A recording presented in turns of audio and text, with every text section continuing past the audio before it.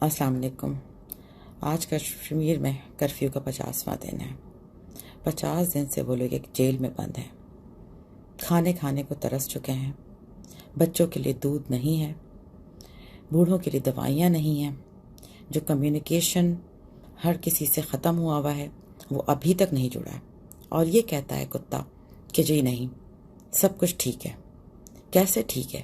جب تم نے سب کچھ بند رکھا ہے، کوئی وہاں پہنچ نہیں سکتا، تو پھر کیسے ٹھیک ہے؟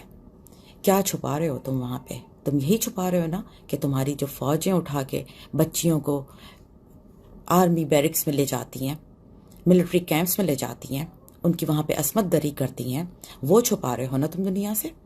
لڑکوں کو اٹھا کے مار رہے ہو تم، وہ چھپا رہے ہو نا تم دنیا سے؟ تمہیں کیا لگتا ہے کہ دنیا کو پتہ نہیں چل رہا ہے کہ کیا ہو رہا ہے کشمیر میں؟ سب کو پتہ ہے کہ کشمیر میں کیا ہو رہا ہے، اور تم کو ایک ایک کشمیری کے خون کا حساب دینا ہوگا مودی۔ یہ بات تم یاد رکھو۔ آئی ہوپ کہ میرا یہ میسج تم تک پہنچ جائے اور تم کتے کی موت مرو۔